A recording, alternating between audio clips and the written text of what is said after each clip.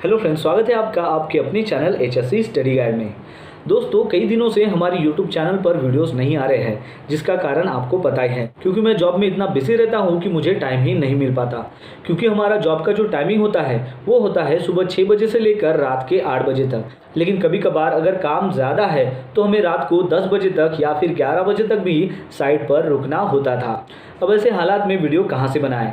यहाँ तक कि हमारा जो वीकली ऑफ था, यानी कि जो फ्राइडे वीकली ऑफ था, उस दिन भी हमें काम पर जाना होता था और उस दिन जो है फुल डे हमें काम करना होता था। यानी कि सुबह 6 बजे से लेकर शाम के 6 बजे तक हमें उस दिन काम करना होता था। तो इस प्रकार जो है मेरा ड्यूटी का टाइमिंग था, इसी की वजह से मैं वीडियो नहीं बना पाता था। जैसा कि इसके पहले भी मैंने वीडियो में आपको बताया है कि 25 जनवरी को मैं यहाँ से यूएई अपने जॉब पर गया था। लेकिन कुछ महीनों के बाद, यानी कि 3 महीने के बाद, मेरे फैमिली इशू इतने बढ़ गए कि जिसकी वजह से मुझे जॉब को छोड़ना पड़ा। यानी कि 1 अप्रैल को मैंने फैमिली इश्यूज के कारण जॉब से रिजाइन कर दिया और उस हिसाब से मैंने 30 अप्रैल तक मेरा जो नोटिस पीरियड था वो वहां पर कंप्लीट किया। तो नोटिस पीरियड कंप्लीट होने के बाद मैंने ऐसा सोचा कि 3 मई या फिर 4 मई को मुझे वहां से रिलीज कर दिया जाएगा। लेकिन मेरे साथ ऐसा नहीं हुआ और तकरीबन 27 दिन तक, यानी कि 27 मई तक मुझे वहां पर ही रहना पड़ा।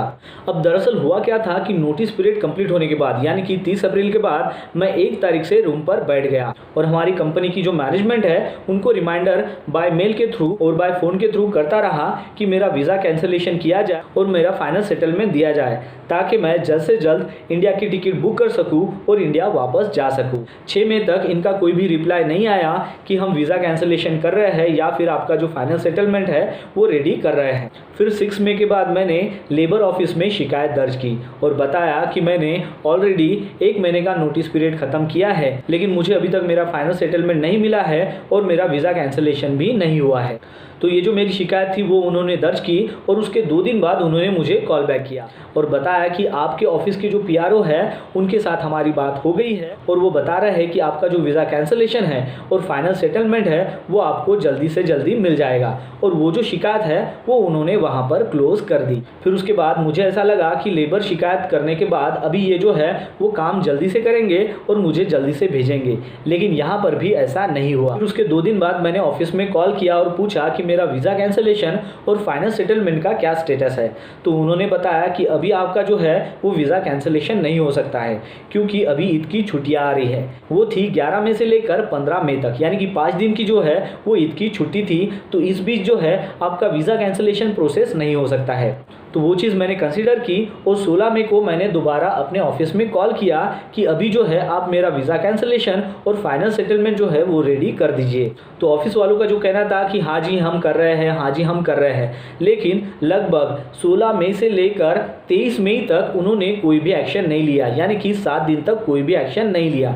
बस खाली वो टहलाते रहे कि जी हाँ हम आपका वीज़ा कैंसिलेशन कर रहे हैं, आपको फाइनल सेटलमेंट दे रहे हैं, लेकिन 7 दिन तक उन्होंने कोई भी एक्शन नहीं लिया। फिर मैंने दोबारा 18 मई को लेबर शिकायत दर्ज की और उनको बताया कि मैंने इसके पहले भी आपके पास शिकायत दर्ज की थी 8 मई को और अभी भी वो जो शिकायत है वो क्लोज नहीं हुई है। इन्होंने अभी भी मेरा फाइनल सेटलमेंट और मेरा वीज़ा कैंसिलेशन नहीं किया है।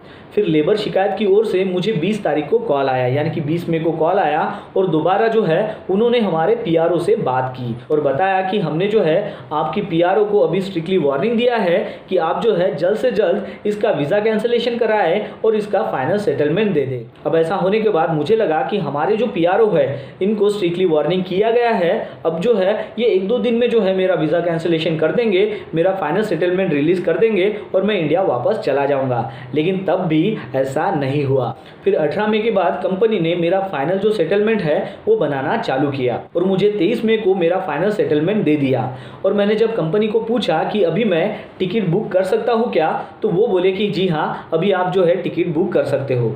तो मैंने कंपनी के मुताबिक, यानी कि कंपनी के जो PRO है उनके मुताबिक जो है टिकट बुक कर ली। वो जो मेरी टिकट थी वो थी 25 तारीख की, यानी कि 25 मई की। और फिर उसके बाद ये जो टिकट थी ये मैंने मेल के साथ अटैच करके PRO को भेज दिया कि 25 मई को मैं जाने वाला हूँ, तो मेरा जो पासपोर्ट है वो मुझे रिलीज़ किया जाए, ताकि मैं मेंशन जो डेट है यानी कि 25 तारीख है उस दिन मैं इंडिया वापस जा सकूँ।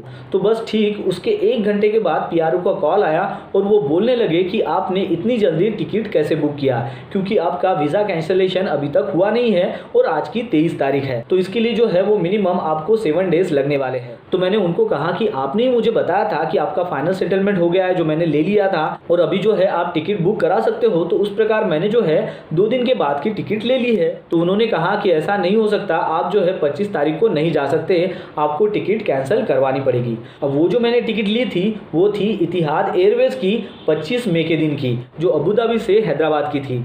अब वो जो टिकट है वो कैंसिल नहीं होने वाली थी, ना ही वो रिफंडेबल थी, तो उसका जो चार्ज था वो मुझे टोटली खुद की जेब से पे करना पड़ा। और फिर उसके बाद मैंने तीसरी बार लेबर शिकायत जो है वो दर्ज की कि मेरा फाइनल सेटलमेंट तो दे दिया है और मैंने टिकट भी बुक की है, वो भी 25 तारीख की, लेकिन हमारे जो PRO है वो बोल रहे हैं कि आप 25 तारीख को ट्रैवल नहीं कर सकते, क्योंकि आपका जो है वो वीज़ा कैंसिलेशन नहीं हुआ है। फिर उसके बाद आखिर में 26 मई के दिन मेरा वीज़ा कैंसिलेशन हो गया, और जैसे ही मेरा वीज़ा कैंसिलेशन हो गया उसी दिन मैंने फ्लाइट बुक कर ली। और वो जो मेरी फ्लाइट थी वो थी एयर इंडिया की 28 मई के दिन सुबह 3 बजे अबू धाबी से लेकर मुंबई तक की, और फिर उस फ्लाइट से मैं मुंबई वापस चला आया।